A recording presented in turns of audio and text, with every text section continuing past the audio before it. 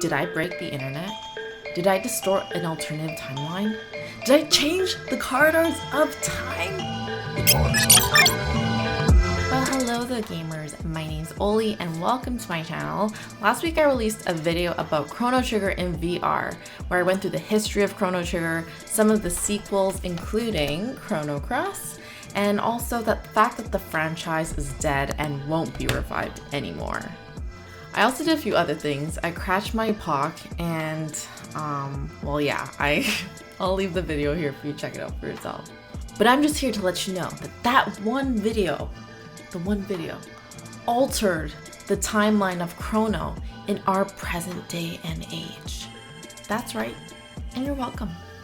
Rumor has it that there might be a Chrono Cross in the plans for Square Enix. Right when I explicitly said that there's no intention of some sort of remake, they surprised us. This hint comes from the video game news outlet VGC, who first mentioned of a big announcement to be made in December this year and alluded to it to being Chrono Cross. Also, composer Yasuno Mitsuda, who had also recently hinted on working with an Irish folk singer, I'm going to try saying this, Iba McMahon. For those who don't know Mitsuda, he was the original composer for all of the Chrono trilogies. So Chrono Trigger, Chrono Cross, I think he also did Radical Dreamers as well.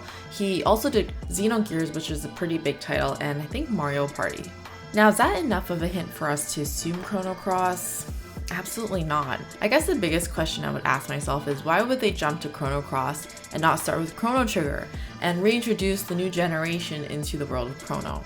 And I don't really know if Chrono Cross would be considered like a standalone game. I almost feel like it needs Chrono Trigger to set the preface of what the frick is going on. You'd probably be like, who's Kid? Who's this like red-haired guy that keeps making this cameo? Why is Lean's bell so relevant? Like, there's just too many questions, especially when you get to Chronopolis. Like, you're just like, what is going on? Oh yeah, and Lavos too. You're just like, where is this guy coming from? Like, doesn't really make any sense. Although I'm sure they could kind of maybe like start introducing the past, and maybe that would be able to branch out into launching Chrono Trigger because people are more interested in learning about Chrono Trigger now that Chrono Cross has been released. But I almost feel like Chrono Cross was such a big hit because people were yearning for more from Chrono Trigger. So I don't know if it would work really good the other way around for new audiences who haven't played Chrono Trigger before. Or maybe they'll pull something like the Final Fantasy VII Remake, where they did not explain who the hell Sephiroth was throughout the entire game. And people were just like, who the hell is this white-haired dude? And what kind of beef does he have with me?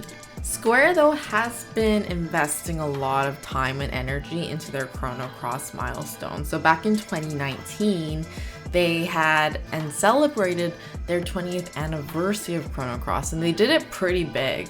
So they had a big concert where they played a bunch of music. It was called Radical Dreamers, which is actually the band that Nikki's part of in Chrono Cross. So they did that for the 20th anniversary, and they even hired my favorite YouTube guitarist, Sam Griffin. That's actually how I found out about it, because I was watching one of his Patreon streams, and he basically takes requests from the audience, and my request was Chrono Cross, and he did mention that, hey, he's working on a secret project with Mitsuda, and eventually he revealed that it was a Chrono Cross 20th anniversary soundtrack. So that was really exciting.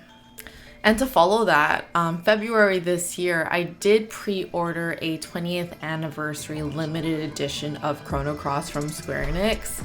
It has not yet come in the mail because of COVID. I should get it hopefully very soon. The one thing though that I was thinking about after I purchased it, because it wasn't cheap, okay, it was really expensive. I had to import it from Japan, but I don't even have a CD player. Like, I don't own a CD player. My computer doesn't have a CD player. I don't even think my car has a CD player. Like, I just don't own one. I think the only thing I own that can play CDs is my consoles in the back. So, I mean, thank God for consoles. Remember in Chrono Trigger where Luca's mom is about to get her legs crushed by the father's machine, and you have the option to go and save her or let her legs get crushed and she lives the same life as she was in the present age?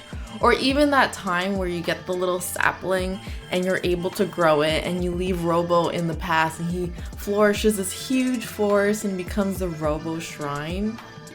Well, I did that, folks. My video altered the timeline of Chrono. Unless it was just like a really big coincidence. Fun fact, the creators of Chrono Cross wanted to add Magus into the storyline with the 100 other playable characters they give you in the game, but they thought it would be a little too confusing with his storyline and they didn't want to muddle up the game even more, so they did bring him up, but with a disguise. His name is Guile.